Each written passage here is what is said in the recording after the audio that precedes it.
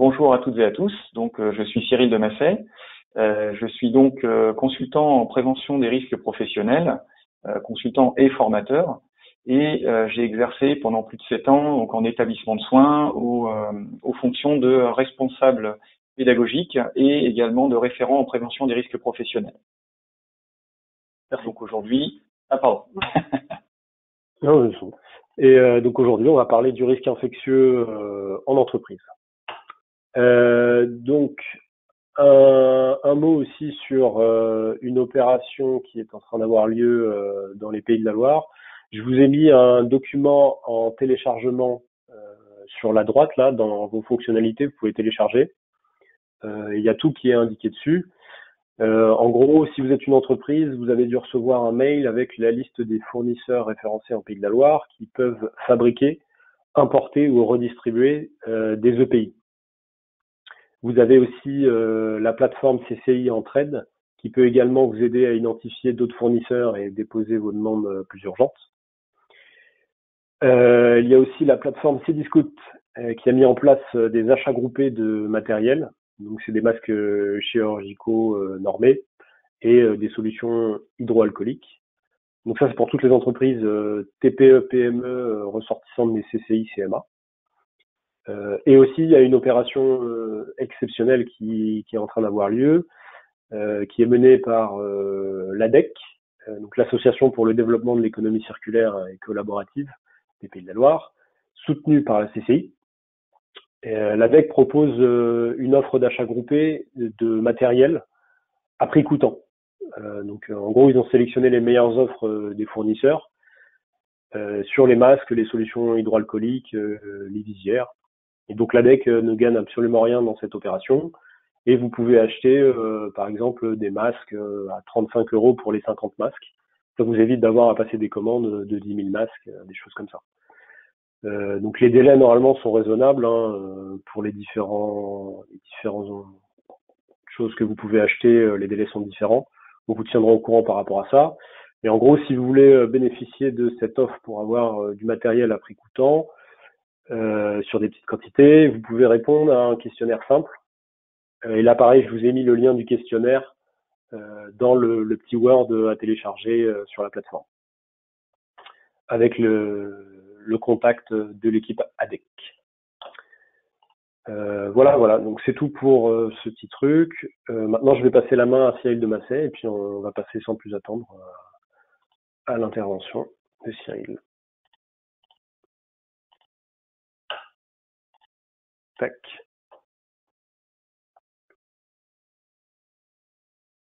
Donc là, en principe, vous avez la première page du diaporama.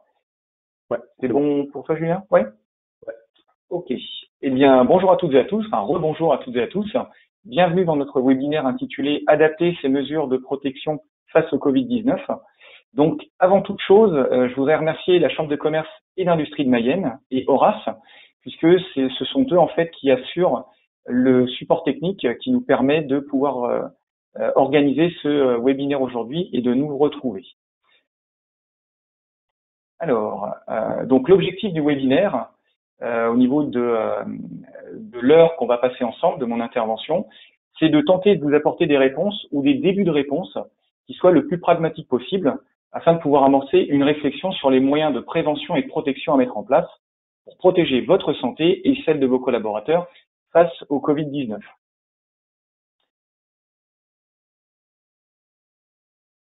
Alors, celui-ci est donc principalement destiné aux personnes chargées de la santé et de la sécurité en entreprise. Alors, ce qu'il y a à retenir, j'ai été un petit peu vite, c'est en fait que ce diaporama, il est réalisé sur la base des recommandations émises par les sociétés savantes et les différents organismes de santé, alors par rapport aux connaissances que l'on a actuelles sur le fameux Covid-19.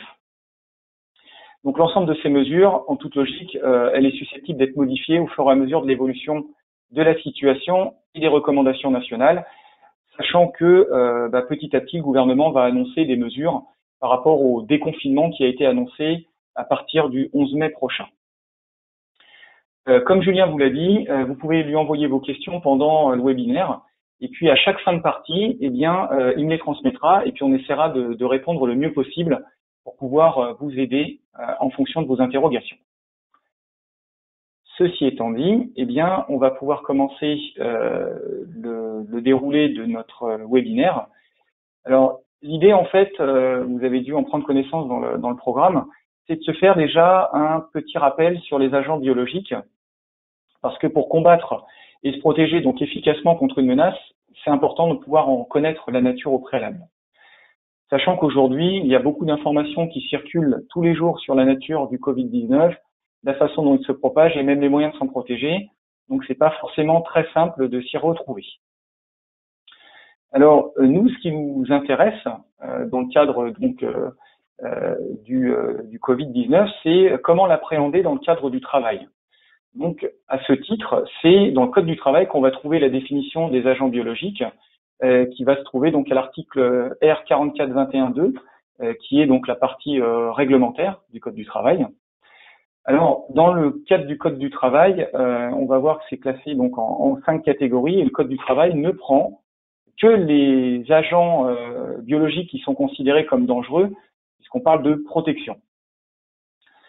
Ce qui est à noter aussi également, qui est très important, c'est que la grande majorité des agents biologiques qui sont présents sur notre planète sont indispensables à la vie telle que nous la connaissons. Donc, dans le cadre du Code du travail, on a 5 catégories d'agents biologiques qui sont définies. Alors, la liste est fixée par un arrêté, et à l'intérieur de cet arrêté, on va trouver 5 catégories. On va trouver les bactéries, on va trouver également les champignons, on va trouver les virus, les endoparasites, et enfin les prions ou les ATNC. On appelle des agents transmissibles non conventionnels.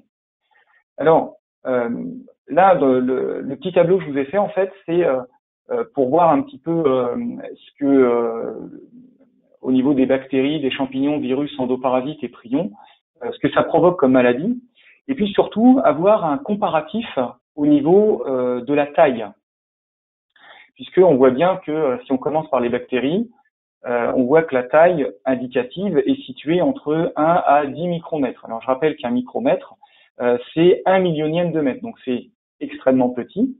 Et ce qu'on peut constater, c'est que les bactéries et les virus, sont les agents biologiques qui sont les plus petits en termes de taille. Donc pour illustrer ces différentes tailles, je me suis permis de faire un petit rapport de taille entre bactéries et virus. Alors volontairement, je garde bactéries et virus, tout simplement parce qu'aujourd'hui, on cible bien au niveau du webinaire le Covid-19, et donc comme c'est un virus, c'était bien de faire ce rapport-là, sachant que les virus et les bactéries sont les agents les plus courants, les agents biologiques les plus courants que l'on va retrouver. Donc, si on prend une bactérie, voilà une taille, et si on la compare avec un virus, voilà ce que ça donnerait au niveau du virus. Un virus de taille moyenne. Donc, c'est bien effectivement ce qui est entouré là. Donc, on se rend compte qu'on n'est pas du tout sur les mêmes rapports de taille, et que si on essaie de se protéger contre l'un, contre l'autre, il faudra mettre des mesures qui seront sans doute un petit peu plus sévères. Alors, pour illustrer avec des éléments qui seraient le plus pragmatiques, je me suis permis une petite diapo pour un rapport de taille plus parlant entre bactéries et virus. L'équivalence, ce serait de mettre un thon, si on voulait se projeter dans une vue macroscopique. Donc un thon, ça mesure environ 2 mètres. Et puis, à côté de ça, du coup, on va prendre une sardine, ça mesure environ 20 cm. Et la question à se poser, c'est est-ce qu'on utilise le même type de filet pour pêcher ces deux espèces différentes? Évidemment non. Et c'est ce qui fait qu'effectivement, derrière, à partir du moment où on va vouloir se protéger contre des virus ou des bactéries, on va pas du tout utiliser les mêmes types de filtres. Alors, les agents biologiques sont invisibles à l'œil nu et ils sont présents partout autour de nous, dans les êtres vivants. Alors, les êtres vivants, ça peut être des plantes, ça peut être des animaux, ça peut être présent également dans l'environnement. et ça peut également être présent, du coup, sur les lieux de travail. Ces endroits dans lesquels s'accumulent les agents biologiques constituent ce qu'on appelle un réservoir. Donc le réservoir en lui-même, il peut être par exemple toute ou partie d'une plante, ça peut être également toute ou partie d'un être humain, comme par exemple la peau, l'appareil respiratoire. Alors dans le cas du Covid-19, effectivement, l'appareil respiratoire, c'est vraiment très ciblé puisque c'est par ce biais-là que le virus va rentrer dans l'organisme et va même se diffuser. Ça peut être la salive, ça peut être le sang. On connaît bien certaines maladies qui se transmettent par le sang. Ça peut être également la partie d'un animal, comme le cuir, la laine ou la cervelle. Pour prendre un exemple qui est d'actualité, il faut savoir que d'après les dernières études qui sont parues pour les plus fiables entre guillemets en 2017, puisqu'à l'époque on n'était pas dans le cadre d'une pandémie mondiale, donc il y avait beaucoup moins de pression par rapport à la publication et aux tests et aux expérimentations. Environ 10% des chauves-souris seraient contaminées par des coronavirus. Ça, c'est donc une étude qui date de 2017. D'autre part, donc comme je vous le projette, on a certains réservoirs qui vont être inanimés, comme le sol, dans lequel on va trouver l'agent du tétanos, donc le bacille du tétanos. On va également trouver des agents biologiques dans l'eau, comme par exemple le virus de l'hépatite A, les amibes ou l'agent du choléra, ou dans un objet contaminé, par exemple du matériel de soins souillé comme une seringue qui serait abandonnée. Alors, pour décrire ce qu'on appelle la chaîne de transmission, donc la chaîne de transmission, c'est ce qui va représenter le moment où on va être exposé, où un virus qui se trouve dans un réservoir va finir sur un hôte, donc un organisme qui est capable d'accueillir cet agent biologique. Ce qui est pratique pour représenter cette chaîne de transmission en prévention des risques, ça va être d'utiliser le schéma d'apparition du dommage. Simplement, là, on va le modifier pour l'adapter par rapport au risque encouru à l'heure actuelle. Donc, on prend un danger. Donc là, le danger, en l'occurrence, ça va être des agents biologiques, donc qui vont représenter le début de cette chaîne de transmission. Et on a une fin. Donc une fin représentée par une personne, et donc cette personne est ce qu'on appelle un hôte. Encore une fois, l'hôte, c'est l'organisme qui va être susceptible d'accueillir un agent biologique. Et entre les deux, eh bien, on va voir une zone qui va se matérialiser, donc ici. Et cette zone, en fait, qu'on appelle nous une zone dangereuse, eh bien, c'est la zone dans laquelle les deux vont être confrontés, l'hôte et l'agent biologique. Et là, il y a un risque effectivement de contamination. Mais ce n'est pas nécessairement parce qu'on a une zone dangereuse qu'il va y avoir automatiquement contamination et donc dommage. Pour ça, il faut qu'il y ait ce qu'on appelle un événement déclencheur ou événement dangereux qui va se produire. Et un événement dangereux, ce serait par exemple, eh bien, je porte mes mains contaminées au niveau de mes yeux sans me les être lavées au préalable. Et du coup, ça va générer une contamination et donc un dommage. La conclusion par rapport à ce schéma, en fait, c'est que lorsqu'on veut se prémunir contre la dissémination d'un agent biologique et donc la contagion de personnes, il va falloir casser cette chaîne de transmission. Pour casser cette chaîne de transmission,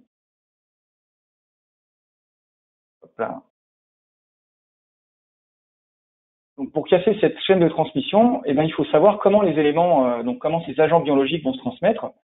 Donc on a à notre connaissance à l'heure actuelle, plusieurs possibilités pour que les agents biologiques puissent se transmettre. Donc, il y a 4 moyens de transmission différents qui vont être, donc les premiers, ça va être par inhalation.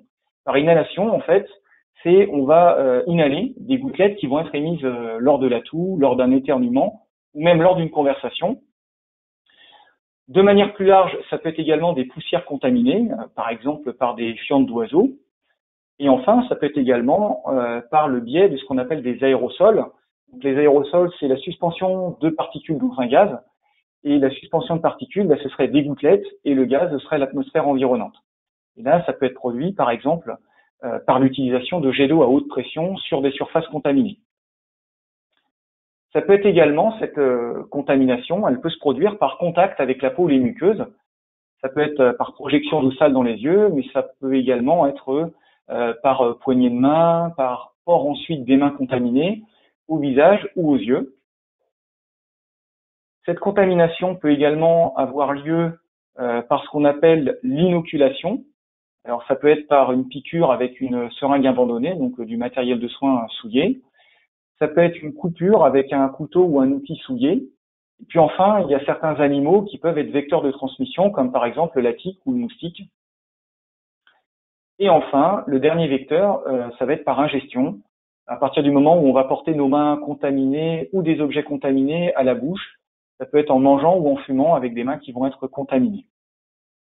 Alors, en l'état actuel des connaissances, d'après les dernières études, si on fait le parallèle avec le moyen dont va se transmettre le virus Covid-19, eh bien, on va surtout être sur une transmission qui va être par des gouttelettes ou alors par des contacts des mains contaminées avec la bouche, le nez ou les yeux, qui sont, on le reconnaît aujourd'hui, les vecteurs, les portes d'entrée plus exactement, pardon, les portes d'entrée du virus à l'intérieur de l'organisme.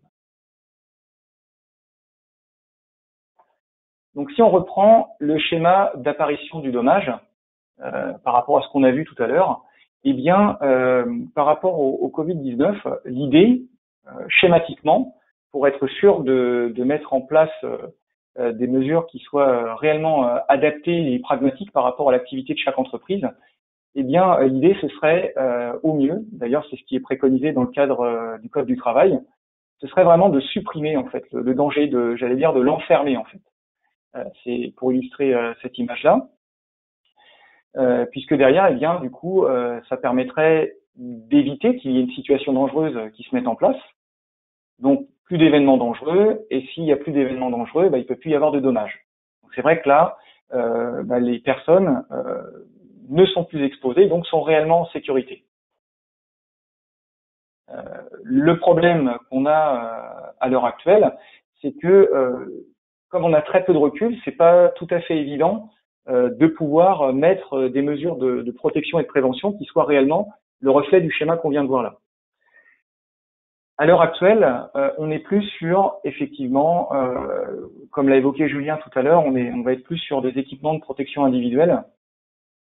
Donc l'équipement de protection individuelle, l'avantage, alors quand on a des approvisionnements suffisants, finalement, on va pouvoir en donner à toutes les personnes qui vont être exposées pour réduire le risque. Sauf que dans le cadre du Code du travail, ce qui est demandé, c'est de donner la priorité aux mesures de protection collective et non pas aux mesures de protection individuelle. Pourquoi Tout simplement parce que quand on regarde, alors, si je déroule un petit peu le schéma, on voit effectivement que là aussi, on fait disparaître la situation dangereuse, l'événement dangereux et le dommage. Le problème, c'est que si les personnes concernées, alors déjà la protection individuelle ne protège qu'un individu à la fois, et quand on parle de protection individuelle, le gros problème qu'on a avec, c'est que il faut que les protections en elles-mêmes soient portées convenablement, et le problème qu'on a en particulier avec des périodes comme aujourd'hui où il va y avoir énormément de stress, donc une charge mentale supplémentaire au niveau des salariés et de toutes les personnes dans l'entreprise, y compris des décisionnaires, responsables des ressources humaines et autres, eh bien, c'est que cette place, entre guillemets, qui va être prise par rapport au fait de penser à porter convenablement un équipement de protection individuelle, eh bien, elle va se faire au détriment d'autre chose.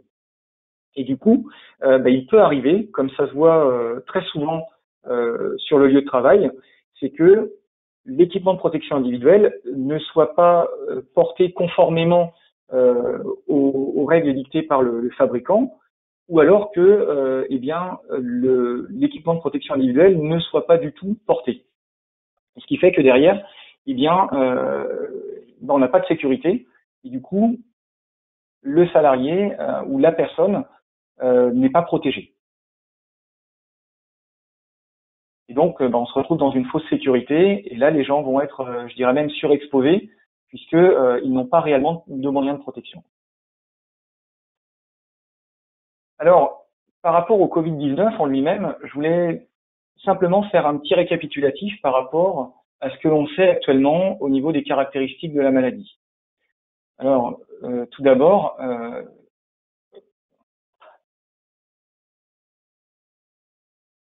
le temps d'incubation. Donc, je rappelle que le temps d'incubation, c'est le temps qui va se dérouler entre le moment où on va être exposé à une maladie et le moment où les premiers signes, ce qu'on appelle les premiers symptômes, vont apparaître.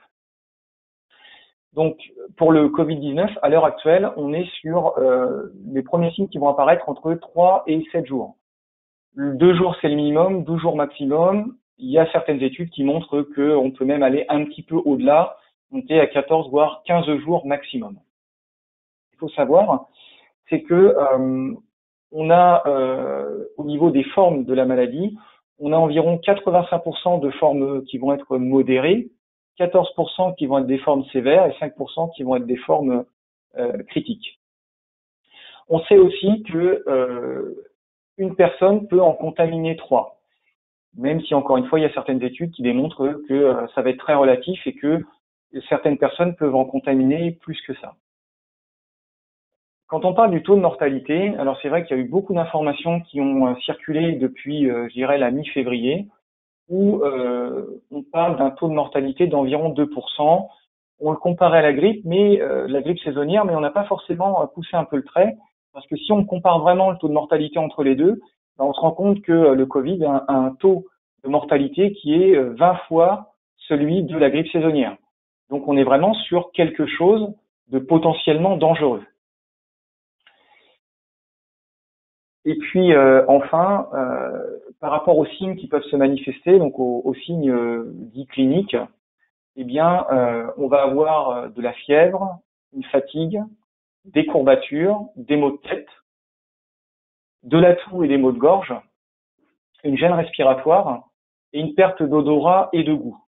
Et encore une fois, là encore, il y a des études complémentaires qui indiquent qu'il pourrait se manifester certains signes, comme par exemple des signes dermatologiques, donc au niveau de la peau, mais également au niveau neurologique, comme de la désorientation dans l'espace et dans le temps. Là encore, je ne l'ai pas affiché parce que c'est paru dans certaines revues scientifiques comme le Lancet.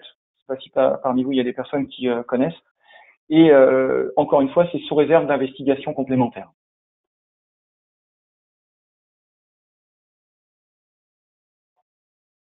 Et donc pour finir, je me suis permis d'afficher, donc de prendre cette petite carte du monde qui est extraite donc du site de l'OMS, et on peut observer sur cette carte la répartition des cas de Covid-19 dans le monde, et on constate bien qu'il n'y a aucun continent qui n'est épargné. Là encore, au niveau de la façon dont les informations sont récupérées, on voit qu'il y a des mises à jour qui sont assez régulières. La dernière mise à jour que j'ai prise date donc du 14 avril dernier. Donc on voit bien que au niveau de notre planète, bah, personne n'est malheureusement épargné. Donc, eh bien, on peut passer aux questions. Oui, alors il y en a une, c'est y a-t-il une obligation pour nos salariés sur la typologie de masque? Peut-on acheter n'importe quel masque barrière lavable, même non validé DGA, pour protéger nos salariés en contact seulement avec leurs collègues? Alors du coup, on va aborder la question des masques juste après. Mais alors, pour prendre un petit peu d'avance par rapport à cette question, le masque en fait en lui-même, c'est donc une mesure de protection individuelle. Ce qui est demandé dans le cadre du Code du travail, c'est de mettre davantage l'accent en priorité sur les mesures de protection collective. On verra par la suite, quand on abordera aussi tout à l'heure la façon d'évaluer le risque dans l'entreprise, il peut y avoir des mesures mises en place et qui vont, notamment au niveau de l'organisation, et qui vont permettre justement, alors pas d'éviter parce que, encore une fois, je ne veux pas trop anticiper sur la suite du déroulé. Le masque à l'heure actuelle, la grosse problématique qu'on a pour les entreprises, c'est qu'il est très difficile de s'en procurer. Donc partant de là, derrière se dire, si on peut pas s'en procurer, comment peut-on faire? L'avantage aujourd'hui, comme vous l'a dit Julien, c'est que les masques recommencent à être accessibles. Donc les masques, ce qui est important, c'est que déjà l'entreprise, elle définisse la bonne typologie de masque, masque le plus adapté en fonction de l'organisation de l'entreprise. C'est pour ça que donner une réponse, je ne peux donner qu'une réponse générale, parce qu'il faut vraiment faire un inventaire et une analyse des risques pour derrière dire, effectivement, là, on va être obligé de mettre un masque parce qu'on ne peut pas faire autrement. Encore une fois, je détaillerai vraiment au niveau des types de masques qu'on a à l'heure actuelle. Il faut vraiment être très pragmatique, encore une fois, parce que l'idée, c'est d'avoir quelque chose qui soit adapté à l'entreprise. Et encore une fois, le masque, même dans le cadre de la pandémie à l'heure actuelle, reste une mesure de protection individuelle avec les carences, entre guillemets, que j'ai pu soulever tout à l'heure. Donc, si on peut mettre des mesures collectives en place dans l'entreprise, ce sera largement mieux. Si après, on a un risque résiduel, là, effectivement, on va se poser la question du masque et quel masque serait le plus adapté. Je ne sais pas si ça a pu répondre. S'il y a besoin de plus d'infos, on verra après. Puisque de toute façon, je suppose que tu vas apporter des réponses aussi maintenant. Donc c'est bon, on peut passer à la suite. On passe à la suite? Ouais. Ça marche. Hop. Alors, je m'en mets moi-même. Je me recale. Alors, justement, par rapport à la question qui vient d'être évoquée, on va rentrer un peu plus dans le détail. Donc là, on va parler des moyens dont on dispose à l'heure actuelle pour pouvoir se protéger. Alors, j'ai repris une affiche des consignes publiée par Santé publique France. Alors, au niveau de cette affiche-là, donc c'est une affiche plutôt générale. Là où ce qui va nous intéresser un petit peu le plus, ça va être vraiment de nous attarder sur le mode de transmission. Alors, donc on fait un petit focus. Donc, sur le mode de transmission au niveau du Covid-19, que l'on connaît encore une fois à l'heure actuelle, par rapport à l'état actuel des connaissances. Alors, c'est redondant, le fait que je dise en l'état actuel des connaissances, mais c'est important parce que on a encore beaucoup de doutes au niveau de la transmission. On a de gros doutes, notamment sur le fait que le virus pourrait peut-être être comparable à celui de la rougeole, et celui de la rougeole, il est capable de rester en suspension, donc en aérosol pendant plusieurs heures. Mais bon, sans vouloir être trop alarmiste, encore une fois, l'avenir nous le dira.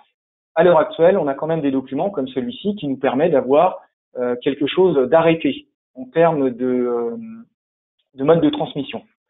Donc, de ce qui est expliqué dans le document donc, de Santé publique France, c'est que le coronavirus se transmet par la projection de gouttelettes en face à face pendant au moins 15 minutes à moins d'1 mètre de personnes. J'ai une petite vidéo pour illustrer ce risque-là qui provient d'une étude du MIT. Donc, pardonnez-moi à l'avance pour mon accent anglais. Le MIT, je pense que c'est assez connu d'une manière générale. C'est le Massachusetts Institute of Technology. Donc, c'est quelque chose d'assez réputé au niveau mondial. Donc, ils ont fait paraître une étude en 2014 pour montrer, en fait, la portée des gouttelettes lors d'un éternuement. Et donc, cette petite vidéo, la voici. Voilà. Donc, on voit bien effectivement que, on a un nuage. Alors, c'est vrai on a tendance à oublier, mais autour de nous, on a une atmosphère. On vit dans un vrai bouillon de culture entre guillemets. Donc, on n'est pas dans du vide. Ce qui fait que, à partir du moment où on va éternuer, où on va tousser, comme il y a un support, ça va permettre aux gouttelettes de pouvoir se projeter relativement loin. Donc, au départ, alors, sans donner de distance, on sait bien que par rapport à ce qu'on vient de voir dans la consigne, on doit être à plus d'1 mètre de distance. Je pense que la vidéo illustre bien qu'effectivement 1 mètre de distance, c'est vraiment le minimum. C'est vraiment quand on peut pas faire autrement. Parce que l'étude a permis de mettre en évidence que donc des gouttelettes de 100 micromètres, donc des gouttelettes qui sont quand même relativement grosses par rapport à la taille d'un virus ou d'une bactérie. Donc ça veut dire que ces gouttelettes, elles vont contenir ces virus ou ces bactéries, donc elles vont aller 5 fois plus loin que ce qui a été étudié à la base. Celles qui sont 10 fois plus petites, c'est 200 fois plus loin. Et celles de 50 micromètres, elles peuvent même rester en suspension assez longtemps pour atteindre les bouches de ventilation des plafonds. Encore une fois, à l'heure actuelle, il faut vraiment, j'allais dire entre guillemets raison garder, se dire que ce sont des études, mais qui nous donnent quand même des éléments pour mettre en place une politique de prévention et de protection qui soit la plus adaptée possible en toute connaissance de cause. Donc, encore une fois, donc l'étude date de 2014. mais là encore, on dit bien serait, puisque ce sont dans des conditions de laboratoire. Là encore, dans des conditions réelles, il y aurait d'autres paramètres qui viendraient bouleverser ça. Mais en tout cas, ce qu'on sait, c'est que moins d'un mètre, on est vraiment exposé à un danger. Alors justement, pour protéger ce qu'on appelle les voies respiratoires,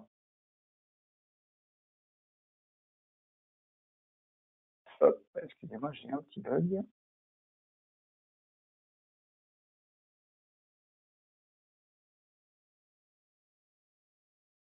Ah, alors voilà, l'inconvénient du direct.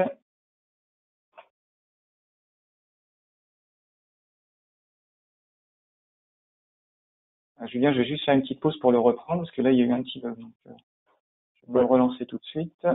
Hop, là. Hop.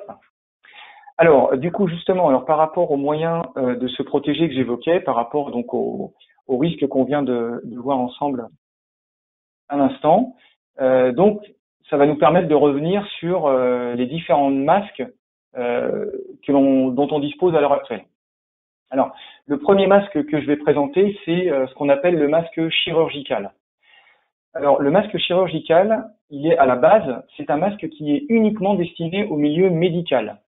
L'avantage de ce dispositif, c'est qu'il est destiné à éviter la projection vers l'entourage des gouttelettes émises par celui qui porte le masque. Donc ça illustre bien ce qu'on vient de voir par rapport à la petite vidéo précédente. Et là, effectivement, c'est sa raison d'être. C'est empêcher que ça parte de ma bouche vers l'extérieur. Ça protège également, dans une certaine mesure, la personne qui la porte par des gouttelettes, qui sont relativement grosses, qui viendraient d'une personne en vis-à-vis. Alors, le masque chirurgical, il faut savoir que c'est encadré par une norme, la norme EN 14683. Et pour avoir une idée du bouclier, entre guillemets, que ça peut représenter, eh bien, j'ai pris la catégorie de masque chirurgical qui a un degré de protection qui est le plus élevé. Il y a 3 degrés de protection. J'ai pris le plus élevé qui est le type 2R, qui est une efficacité de filtration bactérienne. J'insiste bien sur bactérienne, qui est supérieure à 98% et qui est résistant aux éclaboussures. Le problème qu'on rencontre avec le masque chirurgical, c'est que, eh bien, il ne protège pas contre les aérosols. Donc les aérosols, les gouttelettes qui vont être en suspension, dont certaines peuvent atteindre 0,6 micromètres en moyenne. Donc on voit bien qu'on va être largement en dessous de la taille du filet, entre guillemets. Ça veut dire que dans cette hypothèse-là, les virus peuvent passer la barrière. Et donc, le masque chirurgical en lui-même, finalement, n'est pas suffisant pour se protéger de ce qui va venir de l'extérieur. Alors ensuite, un masque dont on a énormément parlé, qui n'est pas réellement un masque au sens de la réglementation et même au sens de l'utilisation, c'est le masque FFP2. Le masque FFP2, en fait, c'est ce qu'on appelle un appareil de protection respiratoire, un APR. Alors littéralement, FFP en anglais, ça signifie Filtering Face Piece, qui signifie en fait pièce faciale filtrante. C'est vraiment un appareil de protection respiratoire filtrant les particules. On parle bien de particules. Et ce masque-là, du coup, il est jetable. Les FFP, ils sont classés en 3 groupes, FFP1, FFP2 et FFP3. Ils sont encadrés par la norme NF-EN 149. Et le FFP2, si on ne prend que celui-ci, il filtre au moins 94% des aérosols. Donc on voit bien qu'on est bien sur une protection respiratoire, on n'est plus sur un masque qui va empêcher en toussant de disséminer des gouttelettes chargées de virus vers l'extérieur. Donc le FFP1, il filtre au moins 80% des aérosols, donc il est légèrement en dessous en termes d'efficacité. Et le FFP3, lui, il filtre au moins 99% des aérosols. Donc le FFP3, c'est celui qui a un degré de protection qui est plus élevé. Aujourd'hui, ces masques-là, donc on commence à avoir une certaine renormalisation en termes d'approvisionnement. Et encore une fois, comme vous l'a dit Julien tout à l'heure, là on a vraiment un gros avantage à pouvoir passer par les services d'Horace et de la Chambre de commerce et d'industrie, puisque il va y avoir une fiabilité. Vous avez peut-être sans doute l'ADEC. entendu parler de comment? De l'ADEC, c'est l'ADEC qui fait l'opération pour. Excusez-moi, l'ADEC, pardon. Parce qu'aujourd'hui, comme on l'a évoqué en préambule quand on a préparé le webinaire avec Julien, c'est que malheureusement, c'est la porte ouverte à beaucoup de choses, notamment en termes d'escroquerie. On en a vu sur le Maine-et-Loire, par voie de presse, on a pu en entendre parler. Donc là, passer par eux, c'est vrai que c'est vraiment une grosse sécurité pour être sûr de s'approvisionner avec des appareils qui soient réellement efficaces.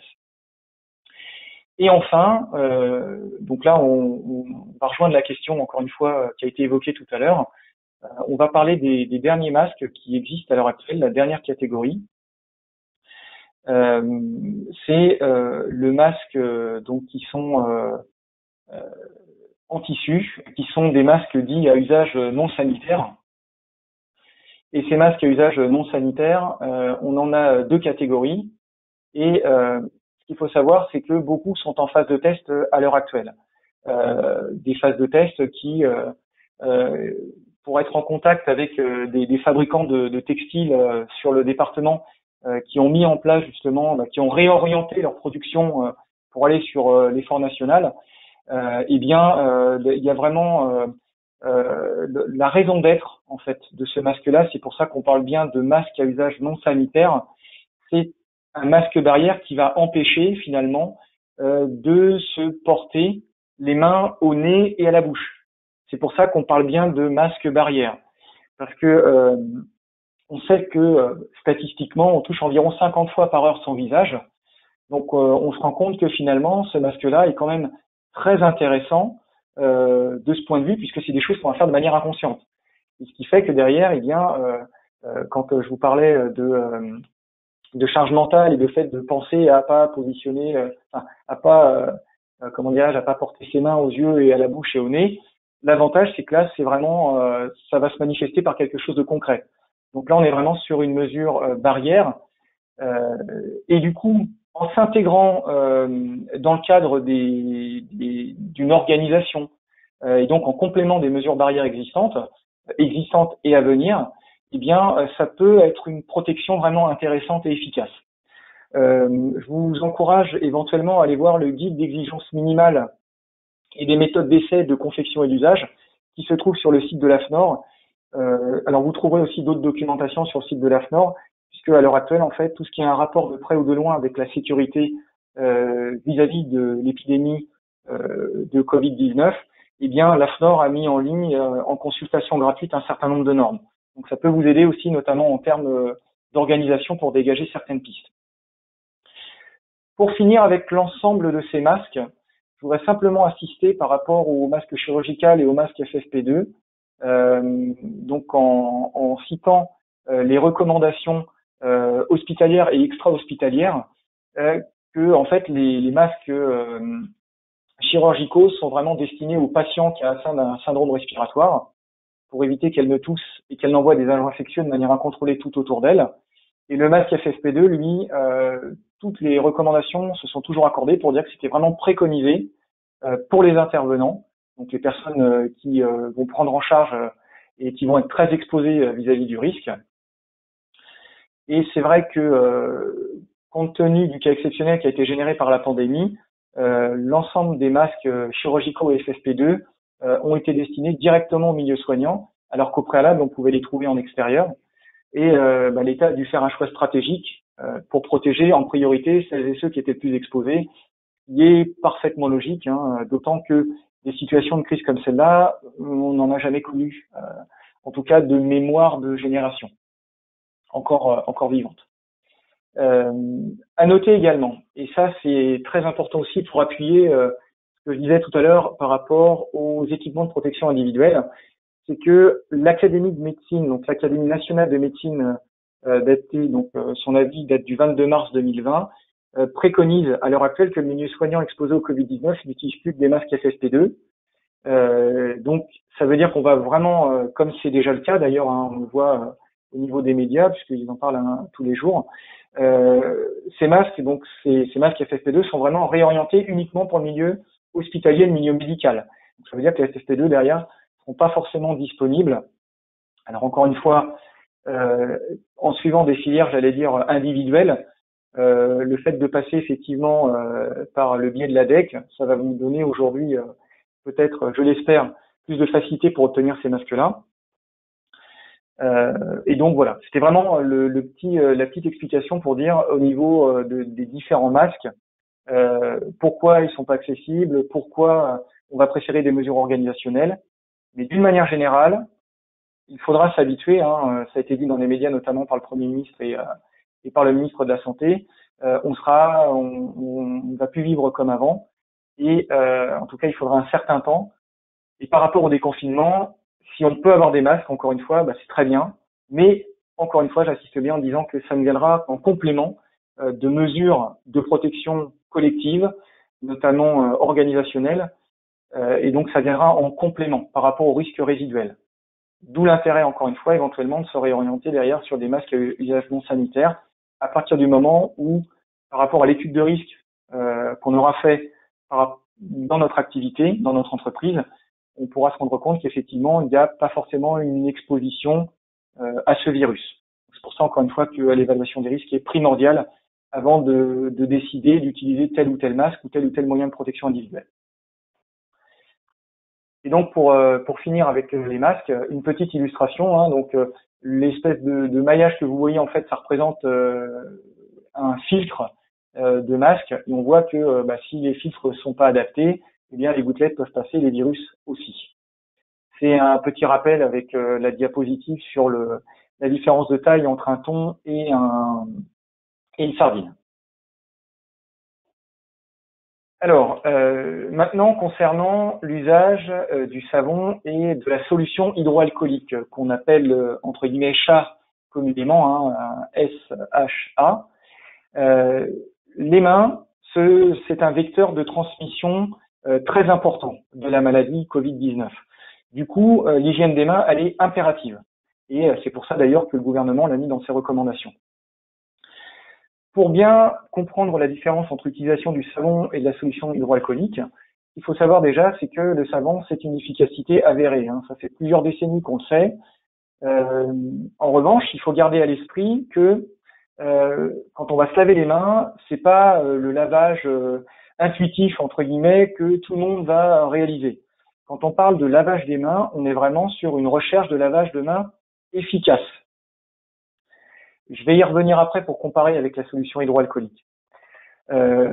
Donc, ça veut dire qu'en fait, quand on va parler de lavage de mains au savon, eh bien, par rapport aux entreprises, eh bien, il faut apprendre ou réapprendre à se laver les mains convenablement. D'autant que il faudra avoir du savon en quantité nécessaire, des points d'eau adaptés. C'est pas simplement entre guillemets une bouteille d'eau qui va être posée à un endroit qui peut représenter un point d'eau. Il faut vraiment que ce soit quelque chose d'adapté dans des sanitaires qui vont être régulièrement nettoyés. Du papier à usage unique, parce que je rappelle que quand on se lave les mains, on s'essuie les mains. Alors, dans le milieu du travail, c'est avec du papier à usage unique, pour éviter éventuellement que s'il y a des résidus, qu'on donne les résidus à la personne qui passe derrière. Et là, on n'aura plus du tout de protection contre le risque. Et enfin, des poubelles en quantité suffisante et changées régulièrement pour éviter qu'il y ait une accumulation potentielle de bactéries et de virus dans les poubelles qui pourraient être amenés derrière à se diffuser. Maintenant, si on fait la différence du coup avec le chat et expliquer ce que c'est que cette solution hydroalcoolique. Alors, ce qu'il faut savoir, c'est que la solution hydroalcoolique, elle a été inventée il y a déjà une cinquantaine d'années en Suisse. Tout simplement parce que à l'époque, on s'est rendu compte que beaucoup d'infections étaient transmises. Pour l'essentiel, c'était l'impossibilité pour les praticiens et les praticiennes de se laver les mains à l'eau et au savon aussi souvent que nécessaire. Et c'est une problématique qui existe toujours d'ailleurs, parce que c'est par manque de temps. Quand vous avez plein de patients à voir et que vous avez un laps de temps réduit, du coup c'est toujours difficile entre chaque patient de passer au lavabo, sachant qu'un lavage de main efficace, quand je parle de lavage de main, donc là rien que pour se savonner, il faut compter 30 secondes. Donc ça veut dire qu'en tout, un bon lavage de main dure en moyenne 2 minutes. Donc matériellement, c'était donc très difficile de mettre en œuvre un lavage de main à l'eau et au savon. qui fait que il s'était rendu compte environ, je dis bien environ, que les mains étaient lavées à environ 40% de moins que ce qu'elles auraient dû être. Du coup, pour gagner du temps, eh bien, ils ont inventé la solution hydroalcoolique. La solution hydroalcoolique, elle sert alors, en milieu intra-hospitalier, mais également en milieu extra-hospitalier. Par extension, elle sert aux personnes qui faisaient des soins comme les sapeurs-pompiers, les secouristes associatifs, les ambulanciers, puisque il n'y a pas forcément d'accès à un point d'eau et à un point d'eau, encore une fois, qui soit adapté. Ce qui signifie que si on transpose la raison d'être de la solution hydroalcoolique dans le cadre du travail, hors milieu hospitalier, eh bien, on va se retrouver sur des postes qui utiliseront cette solution uniquement s'il n'y a pas la possibilité de se laver les mains à l'eau et au savon. Un exemple, un poste itinérant comme un chauffeur-livreur, on peut également l'étendre aux caisses enregistreuses, aux hôtesses de caisse dans un supermarché ou un hypermarché.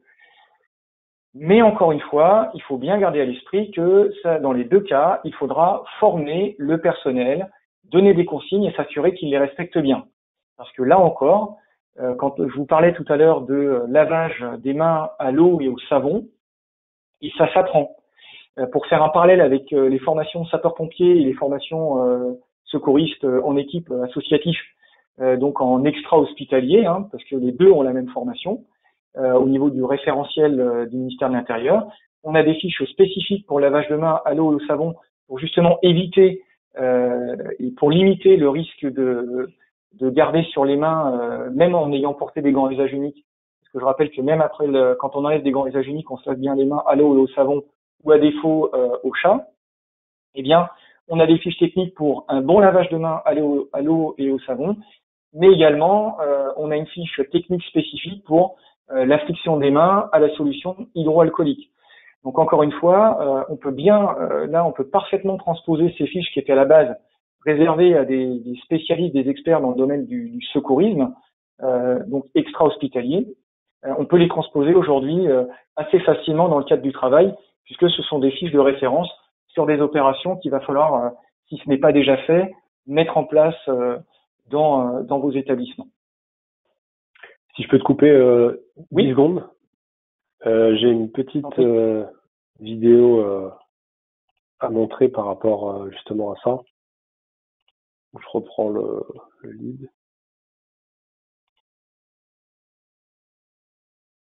Hop, tac, voilà. Donc là, normalement, vous voyez tous.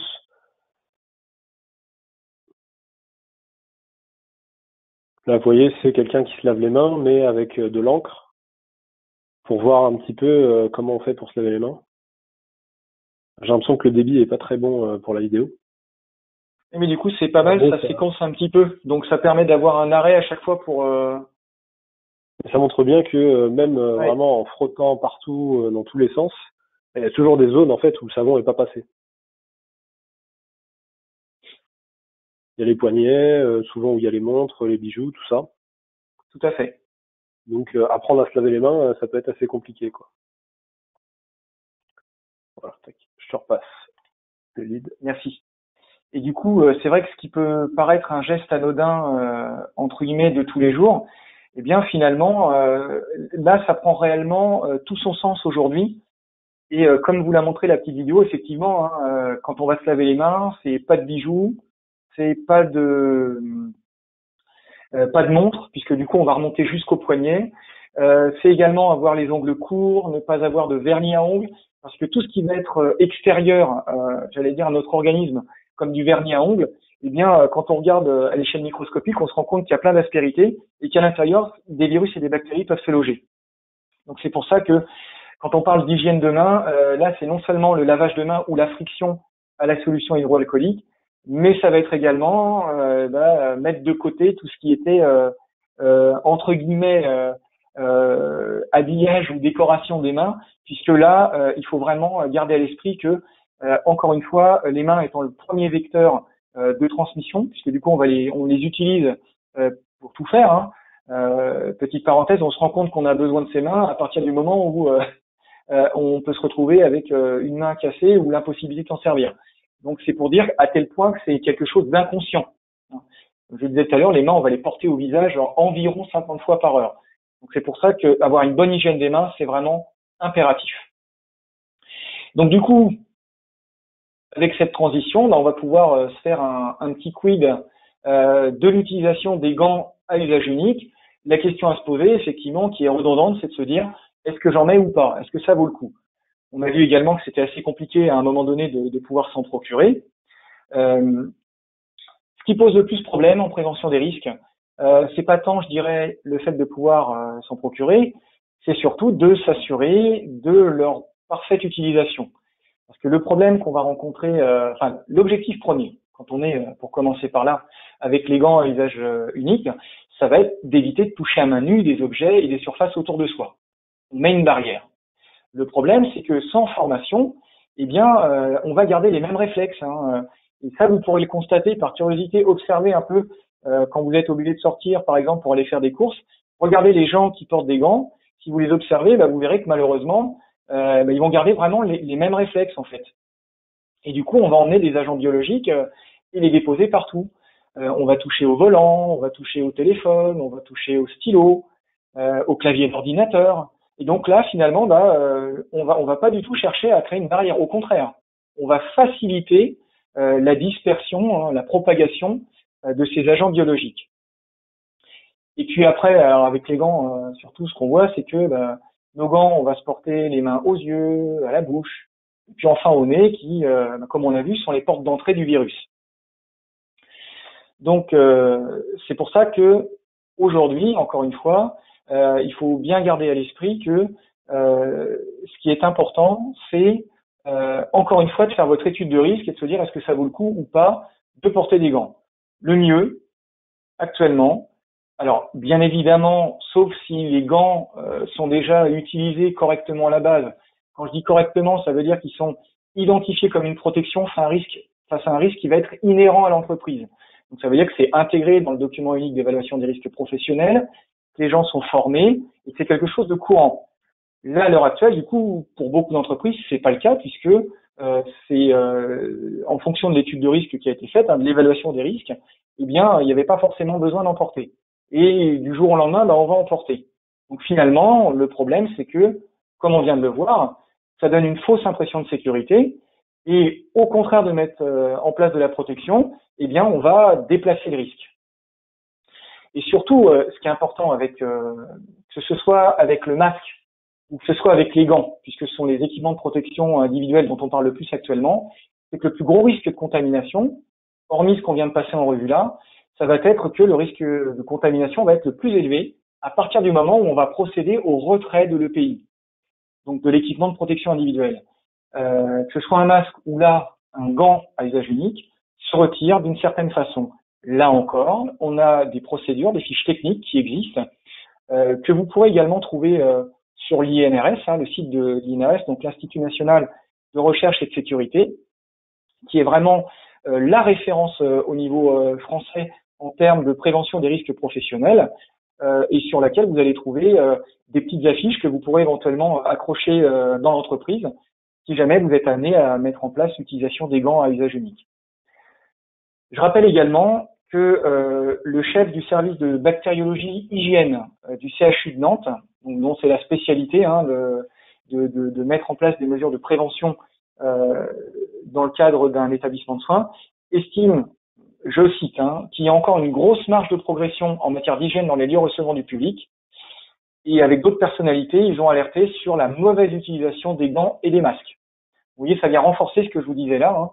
Moi-même, en tant que formateur au premier secours, donc d'équipe de secours, d'utiliser donc les fiches des recommandations du ministère de l'Intérieur dans le cadre de ces formations-là, eh bien, on l'avait déjà relevé, que il faut former, même des gens qui sont formés, il est nécessaire de vraiment être régulièrement en contact avec eux pour pouvoir vérifier, entretenir la façon dont on va vérifier, porter et retirer les équipements de protection individuelle, parce que sinon, au bout d'un moment, en fait, ça va être noyé dans la masse d'informations qu'ils reçoivent et du coup, ils vont procéder à des erreurs.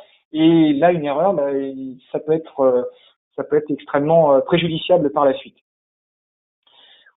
Donc bon, faut savoir que le groupe d'experts là du CHU de Nantes en fait ont publié une liste de gestes à adopter dans les grandes surfaces, les marchés ou les transports. Vous les trouverez facilement. Hein, vous tapez dans un moteur de recherche recommandations CHU de Nantes bactériologie hygiène avec un mot-clé supplémentaire comme marché ou transport et vous aurez accès à la liste. Donc si parmi vous il y en a qui sont concernés par les transports ou les marchés ou les grandes surfaces, du coup vous aurez un début de base documentaire. Et nous en venons aux questions. Alors, première question, que penser des visières en comparaison des masques? Alors, je vais juste remettre le visuel. Alors, c'est pas du tout la même utilité à la base. Quand on parle de visière, on entend beaucoup parler aujourd'hui. Une visière, c'est un petit peu, on pourrait comparer ça à un pare-brise en fait. C'est-à-dire que du coup, les postillons, les aérosols vont venir se poser en fait sur la visière.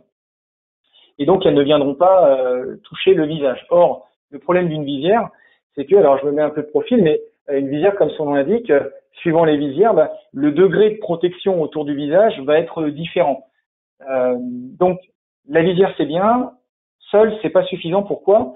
Parce qu'encore une fois, en l'état actuel des connaissances, on a de gros doutes par rapport au fait que le virus, donc à travers les gouttelettes, puisse être suspendu en tant qu'aérosol dans l'atmosphère environnante. Ça veut dire que finalement, la visière n'étant pas hermétique, eh bien, ça peut très bien passer de l'autre côté et on peut les inhaler.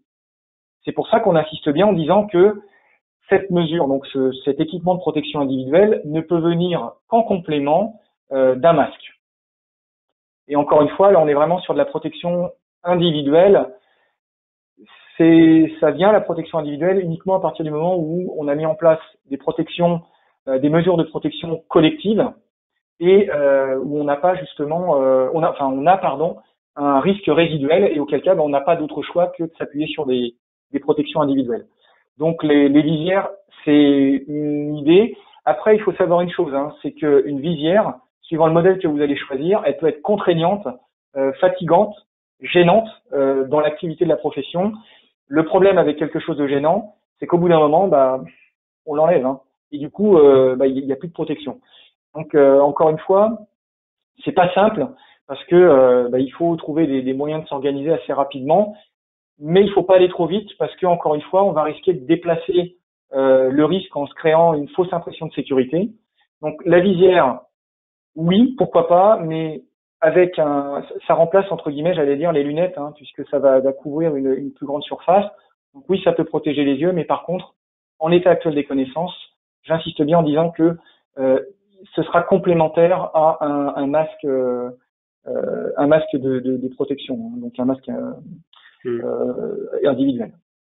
Complémentaire. Je sais pas si c'est clair. Ouais.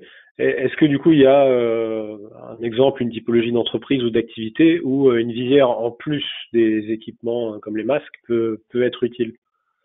Alors j'ai bien une petite idée qui me vient, par exemple ce qu'on appelle des activités de guichet où on va recevoir du public, sauf que du coup là on pourra mettre plus des protections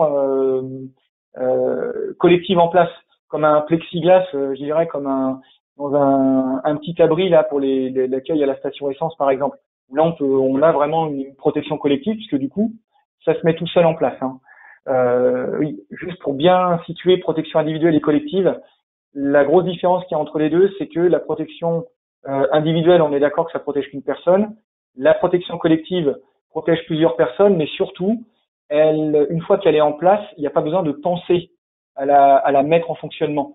Contrairement à un masque où il faut penser à le mettre. Par exemple, un garde-corps, une fois qu'il est en place, il est en place. Et c'est une protection collective. Donc, une profession, là, c'est assez vague parce qu'il faudrait vraiment faire du cas par cas. Là, ce serait éventuellement, ça voudrait dire qu'il y a des gens qui se retrouvent obligatoirement ensemble. Or, à l'heure actuelle, on parle de mesures de distanciation sociale. Donc, ça veut dire qu'il faut plus s'axer, encore une fois, sur des mesures organisationnelles que sur des équipements de protection individuelle, en tout cas dans un premier temps. Donc en fait, on peut pas vraiment comparer l'efficacité d'un masque et d'une visière. Il faut d'abord avoir le masque pour éviter de contaminer les autres. Le masque, il faut le changer régulièrement. Et la visière, ça peut être un complément qui vient par-dessus, mais tout seul, en tout cas, il ne faut pas l'utiliser, les visières. Tout à fait. Et j'insiste bien aussi parce que le problème après, ça va être l'entretien de la visière, du retrait de la visière. Et comme je le disais tout à l'heure, le plus gros risque de contamination va apparaître à partir du moment où on va procéder au retrait de l'équipement individuel. Parce que l'équipement individuel reçoit finalement tous les agents biologiques. Derrière, si on n'a pas mis en place une procédure spécifique, des explications et surtout une formation pour le port et le retrait, eh bien, fausse impression de sécurité. Et là, il va y avoir vraiment un risque accru en termes de contamination et donc de dommages pour la santé de l'intervenant. Donc, question d'après, comment mener une évaluation des risques en entreprise? Alors, je vais y venir après. Je garde ça pour la partie qui va arriver derrière. Ok. Une autre question, nous n'avons pas réussi à avoir des masques normés ou des masques en tissu testés.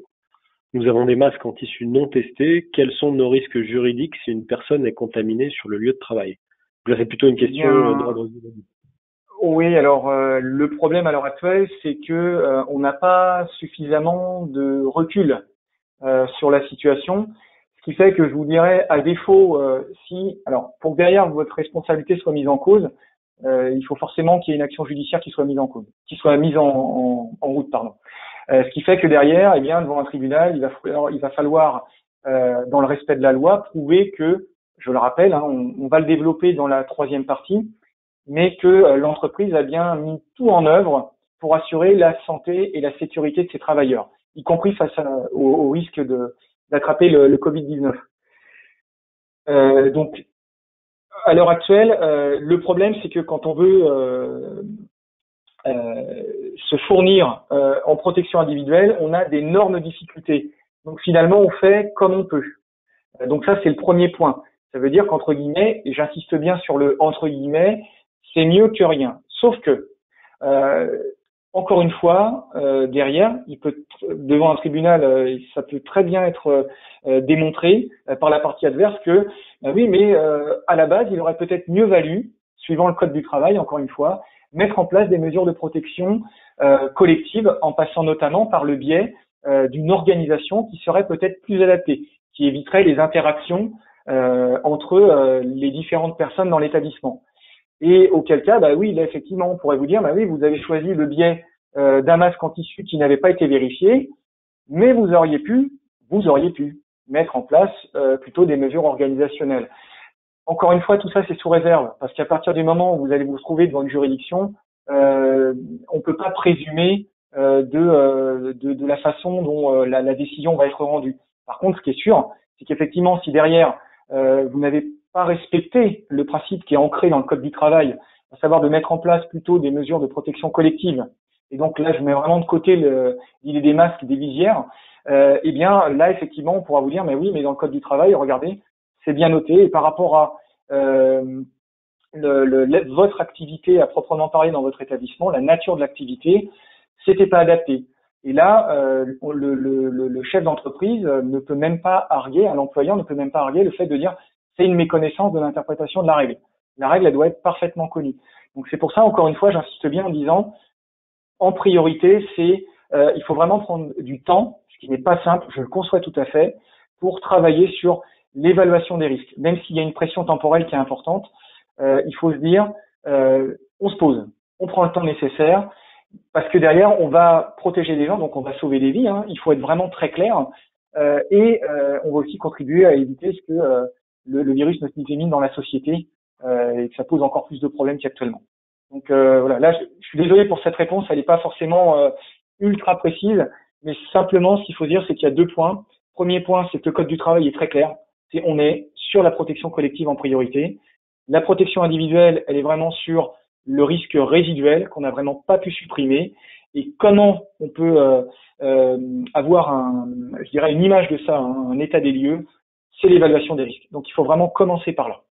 C'est long, mais il faut le faire, parce que derrière ce sera vraiment le plus adapté possible, et ça évitera surtout l'écueil de déplacer le risque dans l'entreprise. D'accord. Et donc pour les entreprises qui ont déjà repris leur activité, est-ce qu'il faut fournir des masques à ces salariés en prévention, même s'ils n'ont pas de symptômes, et s'ils refusent de le porter? Alors, là, encore une fois, là, ça nécessiterait que je creuse peut-être un petit peu plus en état actuel pour répondre à cette question-là. Alors oui, on peut demander à une personne de porter son équipement de protection individuelle, puisque qu'on soit Covid-19 ou qu'on soit autre chose, à partir du moment où on a été contraint de mettre en place des mesures de protection individuelle, le salarié doit les porter. Dans le code du travail, il est bien indiqué qu'il y a une responsabilité du salarié. L'employeur doit le former, doit lui donner des dispositifs de protection adaptés, et en contrepartie, le salarié, lui doit respecter ces procédures-là. Et enfin tous les procédures et puis les consignes. Donc, si on est obligé, parce que par rapport à l'étude de risque, on n'a pas d'autre solution, si on est obligé de mettre en place des masques, eh bien, le salarié doit porter le masque. Parce qu'encore une fois, on aura balayé l'ensemble des possibilités, on aura limité au maximum, réduit au maximum le risque, mais s'il reste qu'un risque infime, eh bien, on doit quand même se protéger contre ce risque résiduel. Donc oui, le salarié, au même titre que n'importe quel comment dirais-je, équipement de protection individuelle, à partir du moment où on n'a pas le choix, il doit le porter. Dans ce cas-là, ce que vous pouvez faire pour être sûr de bien appuyer, appuyez-vous sur le CSE, le Comité social et économique. Je rappelle que le Comité social et économique a dans ses missions le fait d'intervenir sur l'évaluation des risques professionnels, et donc c'est un très bon relais pour sensibiliser le personnel dans la continuité des mesures qui sont prises par la direction de l'établissement. Donc appuyez-vous sur des instances qui sont, c'est vraiment un conseil, appuyez-vous sur des instances qui sont existantes, qui créent du lien, qui vont vous épauler et qui vont faire derrière qu'il y aura peut-être une meilleure compréhension de la part des salariés par rapport aux mesures qui sont mises en place et qui peuvent paraître des fois lourdes. Et ça, je pense qu'on est tous d'accord là-dessus. Mais malheureusement, alors c'est lourd parce que c'est du changement et le changement, on sait que c'est pas toujours évident de l'accepter et de le mettre en place. D'accord. Et du coup, la fréquence de changement d'un masque en tissu, c'est quoi? Alors là, tout le problème est là. Ce qui est noté dans les normes AFNOR de mémoire, alors ça vous pourrez aller aisément le vérifier sur le site, c'est que on demande à pas plus de 4 heures. Ça, c'est vraiment dans les grandes lignes. Encore une fois, faut regarder parce que dans les masques en tissu, ce que l'AFNOR a retenu, c'est qu'il y en a 2 catégories sur ces masques à usage non sanitaire. Et encore une fois, et ça dépend de plein de paramètres, parce que ce n'est pas une norme, ce sont des préconisations. C'est-à-dire que derrière, eh bien, on essaie au maximum de les appliquer, mais il ne peut pas y avoir d'utilisation d'un fabricant disant suivant norme AFNOR tant. Ça, c'est pas possible. Par contre, le fabricant pourra noter, ou le fournisseur, respect des consignes édictées par l'AFNOR en donnant la référence. Et donc, du coup, les masques, en fait, il y en a une telle multitude à l'heure actuelle que une moyenne, on peut dire, c'est 4 heures pour les porter. Mais ça va dépendre de la façon dont il est, de quel matériau il va être constitué, de ses capacités filtrantes, parce que un masque qui a des mailles en tissu qui vont être très serrées, ça va poser des difficultés pour respirer. Donc ça veut dire que derrière, il va y avoir un inconfort important et que on peut se retrouver avec, j'allais dire, une moyenne d'un port de 4 heures qu'on sera obligé de réduire à 1 heure ou 2 heures, parce que tout simplement cette contrainte qui va être imposée en fonction du métier concerné, ce sera pas adapté, ça va générer plus de désagréments, voire de risques du coup par la suite. Donc là, ce qui est préconisé d'une manière générale, ça va être 4 heures, 2 heures, mais encore une fois, il faut être hyper pragmatique parce que ça va dépendre des masques en eux-mêmes et auquel cas, il faudra toujours se reporter à la notice du fabricant. D'accord. Par rapport à la question d'avant, la notion de protection collective est un peu floue. Est-ce que vous avez des exemples? Oui, bien sûr. Alors en protection collective, alors ça va être très très large, puisque du coup le but c'est vraiment de pouvoir illustrer le mieux possible, donc pas uniquement par rapport au Covid-19. Une mesure de protection collective, quelqu'un qui doit aller en toiture par exemple. Souvent on entend parler travail en hauteur, risque de chute, port du harnais, longe avec connecteur et ligne de vie. Ça c'est de la protection individuelle. Si on oublie ou qu'on vérifie pas son équipement et qu'il est défectueux, on s'expose à un accident. En revanche, si on met des garde-corps, eh bien du coup, là, le garde-corps va protéger seul. Il n'y a pas besoin d'action humaine, hormis pour l'installer et pour faire des vérifications périodiques obligatoires dans le cadre du Code du travail. Mais sinon, c'est en place, ça bouge pas. C'est une protection individuelle, ça protège tout le monde et il n'y a pas besoin d'y penser. Protection individuelle, ça peut être par exemple dans certains endroits ce qu'on appelle des locaux avec une aspiration donc sous atmosphère négative, c'est-à-dire à dépression. C'est-à-dire que vous avez des hottes aspirantes qui vont en permanence aspirer les particules qui sont dans l'atmosphère pour protéger les salariés. Par exemple, alors on pense au milieu hospitalier, mais pas uniquement. Vous pensez à l'industrie du bois, puisque je rappelle que la sciure de bois est hautement cancérigène et explosive. Donc du coup, dans des ateliers où on va travailler le bois, fabrication de meubles, découpe, etc., eh bien vous avez des hottes aspirantes. Là, c'est une protection collective, puisqu'elle va protéger tout le monde. Et à partir du moment où on va commencer à mettre des machines en route, à ouvrir l'atelier le matin, ça va être directement en fonctionnement. Donc ça, c'est une protection collective. Pour faire le parallèle avec les protections collectives par rapport au Covid-19, ça va être beaucoup dans l'organisation. Sinon, si concrètement, comment? Je vous coupe 2 secondes. C'était un petit peu comme la vidéo que je vous avais envoyée sur l'entreprise qui a mis en place des mesures comme ça en Mayenne, là, Oui. justement. Donc, si vous voulez aller voir, pour ceux qui se posaient la question, sur YouTube, il y a une vidéo de l'entreprise Labadis qui a mis des mesures de protection collective dans leur entreprise. Très concrète, la vidéo est assez courte, donc vous pouvez aller voir ça. Ouais. C'est une très bonne initiative, hein. D'ailleurs, j'en profite pour le dire, hein. Il y a vraiment eu une recherche derrière. Alors, même si, j'allais dire, entre guillemets, en tant que préventeur, du coup, il y a des petites choses, effectivement, où on pourrait réadapter pour augmenter encore, j'allais dire, le niveau de protection. Mais la base est là et il y a vraiment de bonnes idées à l'intérieur. Donc, vraiment, je tire mon chapeau parce que c'est pas évident de mettre en place une vidéo comme celle-là. Moi, j'enverrai la vidéo à tout le monde.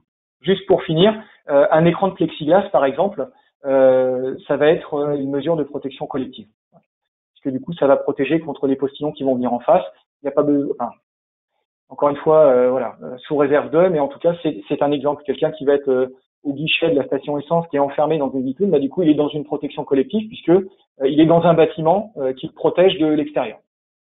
Donc voilà, j'espère que c'est un petit peu plus concret. Après, évidemment, il faut creuser par rapport au secteur d'activité pour définir la mesure collective, la mesure de protection collective la plus adaptée. Par rapport à la protection du coup individuelle que doit mettre en place l'employeur, les masques lavables, est-ce qu'ils sont utilisables?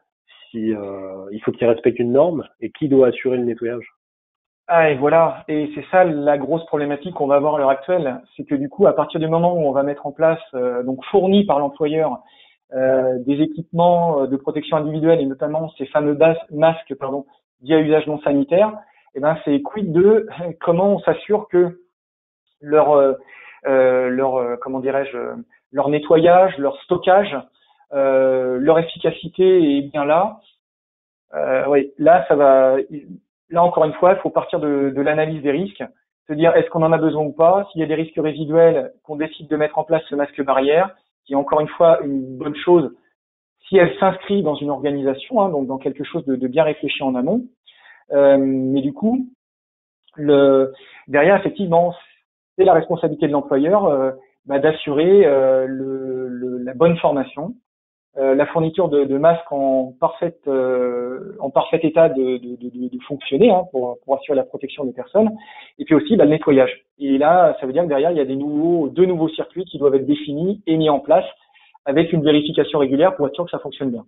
Donc là, désolé, encore une fois, c'est une réponse relativement large, mais à la base, il faut vraiment avoir une vue macroscopique et se dire, bon, je mets ces masques-là en place, mais toute la responsabilité de cet EPI-là, eh bien derrière, autant le salarié, il est responsable de le porter comme il faut, et de m'indiquer si jamais il est défectueux pour que je puisse le remplacer, autant toute la chaîne de prise en charge, fourniture, vérification et nettoyage et remise à disposition avec le stockage, il incombe à l'employeur de le faire. Donc faut vraiment y réfléchir en amont et mettre des choses en place. Ok, ça marche. Bon, on peut passer à la suite. Ça marche. Hop. Alors je me remets sur mon écran.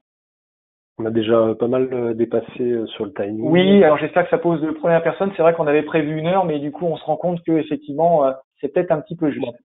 Après, de toute manière, je le dis aux participants, on pourra sûrement mettre le replay en ligne. Tout à fait. On va regarder ça, on va regarder cette possibilité. Donc, alors, donc, Pardon, excuse-moi, je t'ai pas laissé finir. Non, c'est bon, ça.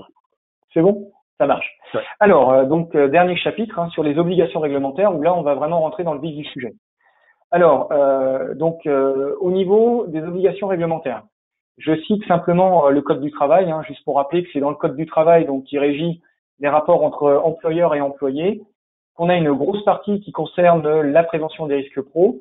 Donc là, je vous affiche directement les 3 articles qui rentrent dans le vif du sujet, à savoir que l'employeur prend les mesures nécessaires pour assurer la sécurité et protéger la santé physique et mentale des travailleurs. Et d'ailleurs, à l'intérieur, on trouve bien au niveau des obligations avec l'obligation d'action de prévention des risques professionnels, des actions d'information et de formation, et la mise en place d'une organisation et de moyens adaptés.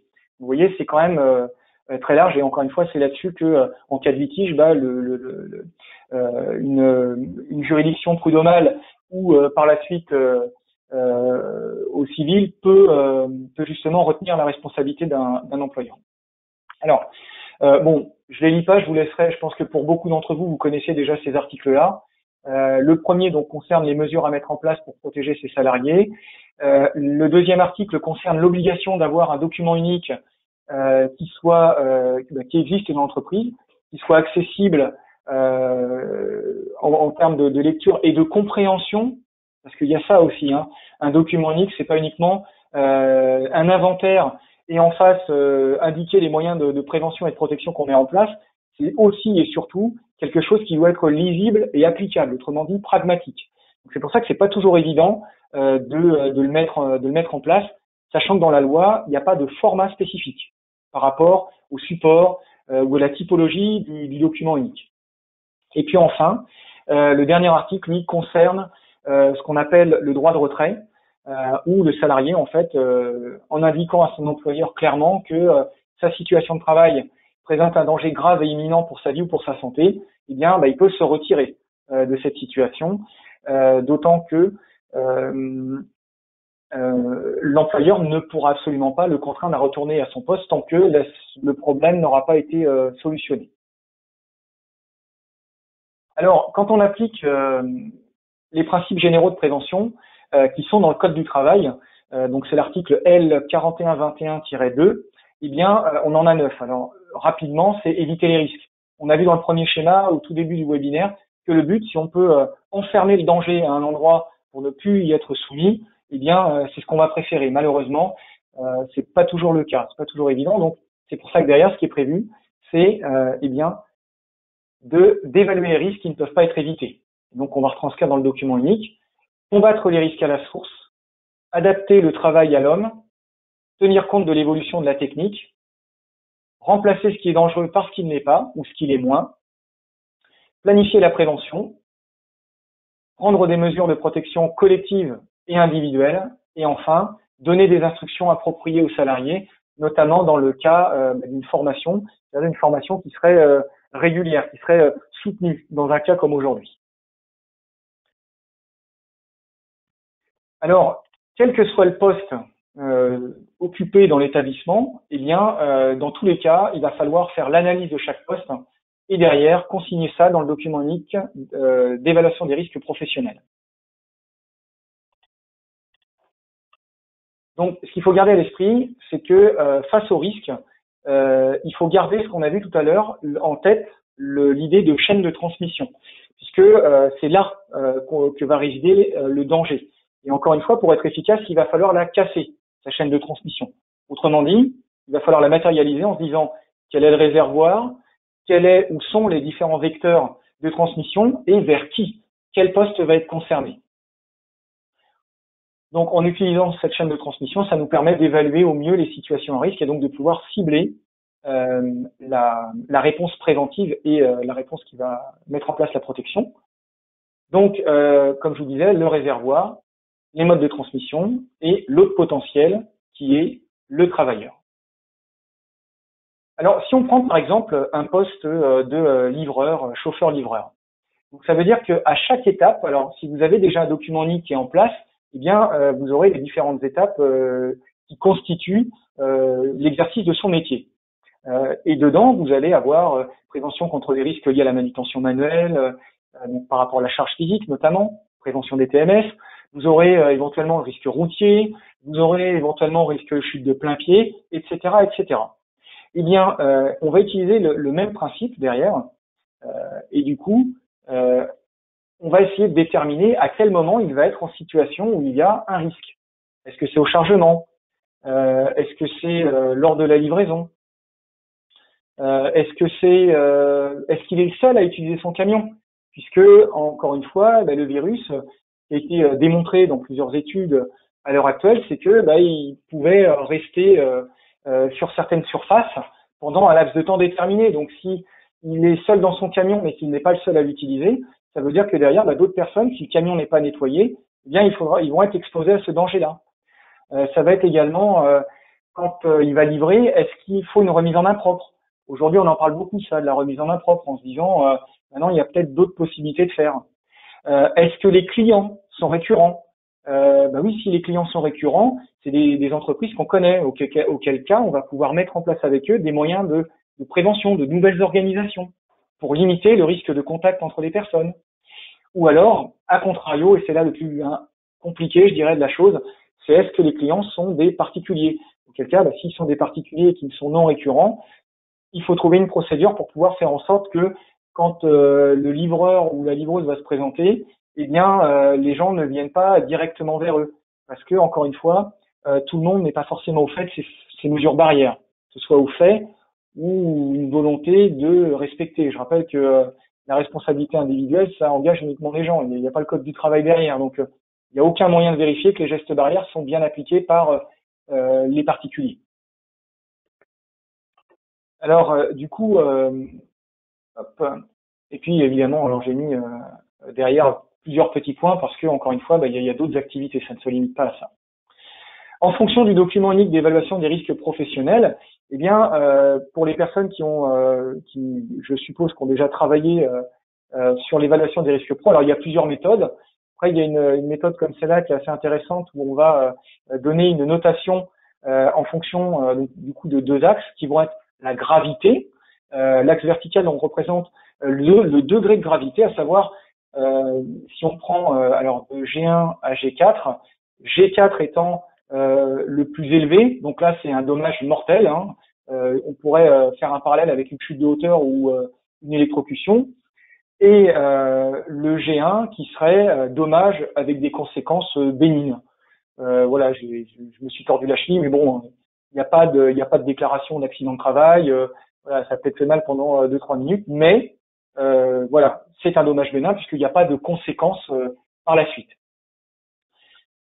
Ensuite, on va avoir un deuxième axe qui va être l'axe horizontal, qui représente la probabilité, et donc qui va être noté de P1 à P4. Alors, quand on parle de probabilité, eh bien P1, c'est la fréquence d'exposition qui va être la plus faible, accident improbable, ça peut pas se produire. Ou P4, qui là sera une fréquence d'exposition au risque qui va être forte, avec accident inévitable à plus ou moins long terme. Je rappelle encore une fois que ce n'est pas parce qu'on se retrouve dans une situation à risque qu'il va y avoir forcément un accident, sauf que c'est un peu joué entre guillemets, j'allais dire à la roulette quelque part. C'est vraiment du hasard, parce qu'un événement déclencheur peut se manifester de plein de manières différentes et surtout là où on ne l'attend pas. Donc c'est pour ça qu'il faut vraiment prendre en compte ce côté-là et dire dans l'évaluation des risques qu'on a fait sur telle situation de travail, eh bien l'accident est inévitable, donc on va mettre en place des mesures afin d'empêcher qu'on puisse se retrouver dans cette situation. Dans le bas du tableau, vous voyez que derrière on a différentes couleurs avec tolérable, modéré, important, considérable ou intolérable. Et bien en fait c'est parce que derrière, à partir du moment où vous aurez pour chaque tâche qui va être réalisée par le poste concerné, eh bien on va placer donc la notation dans ce petit graphique, sachant qu'en vert foncé on est sur du tolérable. En vert un peu plus clair, on est sur du modéré. En jaune, on est sur un risque important. En orange, considérable. Et enfin, en rouge, intolérable. Ça veut dire que finalement, le jaune le orange et le rouge vont se placer dans la mise en place de mesures de prévention. En termes de priorité, on va être sur de l'urgence absolue sur le rouge et puis après sur l'orange et sur le jaune. Alors encore une fois, c'est une méthode, il en existe d'autres, notamment quand vous reprenez un document unique, que vous faites une réévaluation des risques périodique, eh bien vous allez avoir des coefficients de pondération au niveau du risque, notamment sur le fait qu'il y ait déjà des mesures de prévention qui existent dans l'établissement et qui peuvent être améliorées. Donc, ça veut dire qu'on va réduire, qu'on peut se retrouver en étant du rouge, on peut descendre dans le orange, voire le jaune, voire le vert. Mais encore une fois, ça va dépendre de la façon dont vous allez réaliser votre étude de risque. Et donc, bien entendu, il faudra adapter cette façon de faire en fonction de l'activité de l'entreprise et en fonction du format du document unique d'évaluation des risques professionnels que vous avez dans votre établissement. Alors, bien entendu, alors pour les consignes et les procédures à appliquer, il faut bien garder en tête que, par exemple, on peut avoir lors du chargement rester à plus de 2 mètres du ou des intervenants. Ça, ce sont des moyens de protection dans l'organisation qu'on mettra en place. On disait tout à l'heure de mettre en place un nettoyage approfondi de la cabine après son service. Gardons à l'esprit qu'un nettoyage par rapport au risque viral, qui est très réel actuellement, eh bien, c'est une procédure, et là encore, on a des procédures qui existent et qui sont accessibles dans le cadre notamment de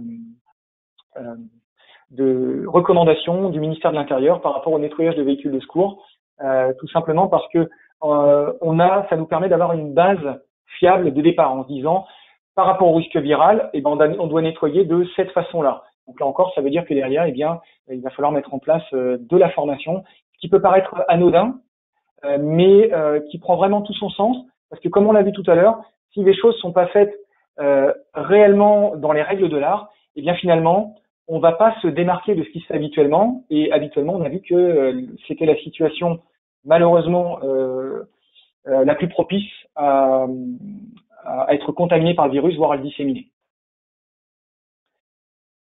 On a également des mesures barrières et des procédures spécifiques en place avec des clients récurrents. Là, c'est vraiment pour répondre à la diapo qui était avant, par rapport aux problématiques qu'on pouvait rencontrer sur un chauffeur-livreur. Ça peut être également l'envoi d'un SMS pour prévenir le client non récurrent de son arrivée, des consignes à respecter. J'arrive chez vous dans 2 minutes, restez à plus de 2 mètres ou restez sur le pas de votre porte. Je vous pose le colis, vous venez le récupérer et je prends une photo. Ça évite d'avoir une remise contre signature, puisque là, la personne aura le papier dans les mains. Bon, juridiquement, ça peut toujours, un avocat vous dirait mieux que moi que ça peut être discutable, mais en tout cas, en l'état actuel des choses, ça peut, en termes de protection, être une très bonne mesure de prévention et de protection, à défaut d'autre chose. Et encore une fois, 3 petits points. Alors évidemment, quand on met ces mesures en place, eh bien, il est impératif de fournir le matériel adapté en quantité suffisante. Je pense notamment, quand on parlait du protocole de nettoyage d'un véhicule, ce qu'on appelle un nettoyage approfondi de la cabine du véhicule après son service. Eh bien derrière, il va falloir former les gens, mais également donner du matériel adapté. Donc ça veut dire des seaux, des lingettes à usage unique, du produit détergent, désinfectant. Là encore, gardez à l'esprit que c'est vous qui fournissez, ça veut dire que du coup il faut mettre en place une procédure adaptée, notamment les fiches de sécurité des produits qui vont être utilisés, qui doivent être accessibles à la personne qui va utiliser le produit. Je pense notamment aux désinfectants et aux détergents, des équipements de protection individuelle pour le nettoyage, la procédure, la formation. Vous voyez, encore une fois, pour avoir quelque chose de structuré, ça nécessite quand même un petit peu de travail en amont. Tout simplement parce que, alors, je parlais de mettre en place et de fournir du matériel adapté en quantité suffisante. Le salarié doit avoir les nouvelles procédures, les consignes avec lui, et il doit être, donc il doit être formé aux nouvelles procédures. Parce que le problème qu'on va rencontrer, encore une fois, c'est que si on ne respecte pas scrupuleusement cette démarche, le problème, c'est que derrière, on risque de déplacer le risque. Je vous disais tout à l'heure, par exemple, on prend encore le poste de chauffeur-livreur. eh bien, si c'est lui qui envoie le SMS, par exemple, ou qui prévient de son arrivée l'entreprise ou le client, eh bien, comme il y aura une utilisation exponentielle du téléphone, donc défaut au niveau de l'attention, on augmente le risque d'accident de la route. Si on donne des consignes trop compliquées, trop nombreuses, comme malheureusement on le voit même en période, je dirais, conventionnelle, normale, eh bien, on augmente la charge mentale et donc le risque d'apparition d'un accident. On a vu l'utilisation des gants à usage unique sans être formé qui va augmenter le risque de contamination.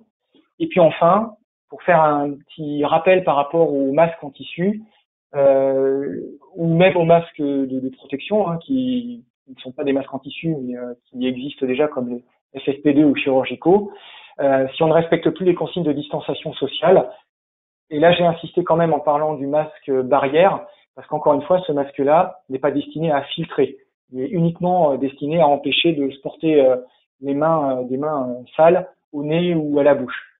Et le problème qu'on a, et j'ai pu le voir à l'heure actuelle en sortant uniquement pour du ravitaillement, c'est de constater qu'il y a des entreprises qui avaient repris le travail et en fait, les gens, quand ils ont des masques, ils se parlent, ils ont les têtes vraiment très proches, ou alors, ils ne portent pas de masque et il n'y a pas de distance de respecter.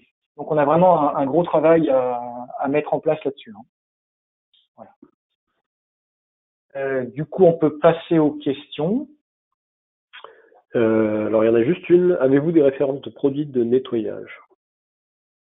Oui, alors le problème, c'est que je ne sais pas si dans ce contexte-là, je peux en faire la publicité puisqu'elles sont des entreprises. Éventuellement, ce qu'on peut faire derrière avec Julien, c'est vous mettre des liens de plusieurs entreprises qui fournissent des produits qui sont adaptés pour pouvoir effectuer une désinfection et un nettoyage conforme et efficace. Donc ça, on peut très bien le faire, on le fera a posteriori, parce qu'encore une fois, je peux pas donner, là, ce seraient des marques que je donnerais, et du coup, c'est pas forcément le bon endroit. Mais on mettra en ligne. Ok, on peut passer à la suite. Et ben du coup, on est arrivé au bout de la 3e partie.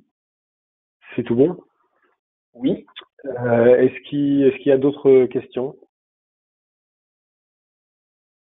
Donc il y en avait une, ouais, c'est faites-vous des formations web à destination des salariés? Ça se met en place petit à petit, alors notamment par le biais de la Chambre de commerce et d'industrie 53, avec qui je fonctionne. Mais voilà, après du coup, c'est voir exactement ce dont vous avez besoin, parce qu'encore une fois, les formations en termes de prévention du risque, donc très ciblées par rapport au Covid-19 à l'heure actuelle, c'est des choses qui vont être qui sont adaptées. Donc, faut rester pragmatique, parce que sinon, encore une fois, ça ne servira pas à grand chose. Et auquel cas, ça nécessite donc un travail en amont, donc des échanges et une connaissance de l'activité de l'établissement. Mais oui, oui, bien sûr, je vous dis 1000 fois oui, ça se met en place petit à petit. Donc ça, il n'y a aucun problème là-dessus. Ok. Quid des lingettes désinfectantes pour nettoyer des véhicules individuels? Oui. Alors là, pour essayer, pareil, de faire une réponse un petit peu générale, il y en a de tout type. Là encore, il faudrait creuser pour regarder un petit peu ce qui est le plus efficace. À l'heure actuelle, je suis plutôt entre guillemets, j'allais dire traditionnel, mais ça c'est par déformation, par mes activités extra-professionnelles. Quand on va nettoyer une cabine de véhicule, par exemple, alors que ce soit par expérience professionnelle ou encore une fois ce que je mets en pratique à l'heure actuelle, on est plutôt sur les produits qui sont plus efficaces, donc ça demande un peu plus de temps dans le nettoyage.